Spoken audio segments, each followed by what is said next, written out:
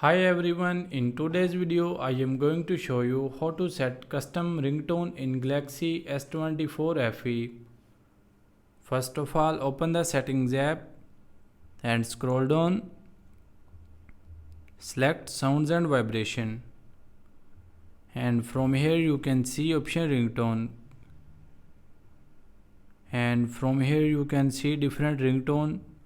So you can select any ringtone which you want to select, and from here you can increase or decrease ringtone volume. By applying this method you can easily set custom ringtone in Galaxy S24 Fe. I hope this video is helpful for you. Thanks for watching.